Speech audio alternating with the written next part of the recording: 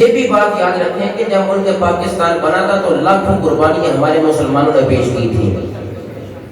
ہماری ماؤں بہنوں کی عصمت لوٹی گئی. اس وطن عزیز کو حاصل کیا اس ارض مقدس کو. تو لہذا یہ صرف آزادی کا جشن نہیں ہے کہ ہم اس میں لباس پہن کر اور گلیوں میں چکر لگائیں، بلکہ یہ شکر ادا کرنا چاہیے پروردگار عالم کا کہ اس نے ہمیں یہ وطن عزیز عطا فرمایا. علیحدہ وطن نہ ہوتا، یہ ملک پاکستان ہمیں نہ ملتا تو آج ہم اعلان رب کی نماز نہ پڑھ سکتے.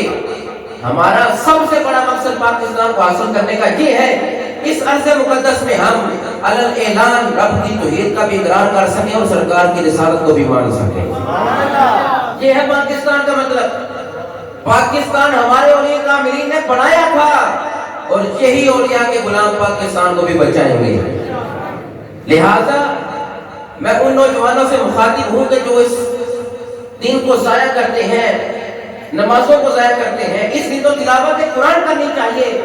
پروردگار نے ہمیں یہ علیحدہ ملک عطا فرمایا اپنے فضل سے. اس کا مقصد یہ ہے کہ ہم اپنی ماؤں بہنوں کو پردہ کرنا ہے اور یہود و نصارہ لیتا ہے.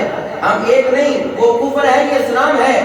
ہمیں پاکستان اس لیے ملا کہ ہم رب کی نماز پڑھیں. لہٰذا 14 اگست کی نمازوں کو ضائع کرنا یہ مسلمان کا کام نہیں. مسلمان کو یہ علیحدہ ریاست، علیحدہ ملک، یہ ارض مقدس اس لیے ملی کہ اس ارض مقدس میں اپنی جبھی کو جھکا سکو، اعلان رب کی توحید کا اقرار کر سکو. ہمیں اس لیے یہ وطن عزیز ملا، نہ کہ ہم ماؤں بہنوں کو گلیوں میں، کوچوں میں، بازاروں میں دیکھیں. لہٰذا میں آپ کو یہ اویئرنس دینا چاہتا ہوں کہ یہ وطن عزیز ہم نے بڑی قربانیوں سے حاصل کیا. یہ وادی اگر نہ ہوتی تو مسلمان آج غلام ہوتے. ہم علیحدہ ملک میں رب کی نماز بھی پڑھ رہے ہیں، اذانیں بھی دے رہے ہیں، تلاوت قرآن بھی کر رہے ہیں. یہ میرے رب کا فضل ہے. ہمیں شکرانے کے نفل پڑھنے چاہیے، نہ کہ بازاروں اور گلیوں میں پھرنا چاہیے.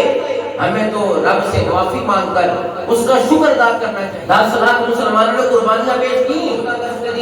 اپنی ماں بہنوں کو گھر میں رہ کر تلاوت قرآن کرنا سکھائیں، درود و سلام پڑھنا سکھائیں. یہ اولیاء کے فیضان سے حاصل کیا وہ ملک پاکستان ہے. اس میں بے حیائی نہیں چلے گی. دین وہی چلے گا جو آمینہ کے لال دین لے کر آئے ہیں.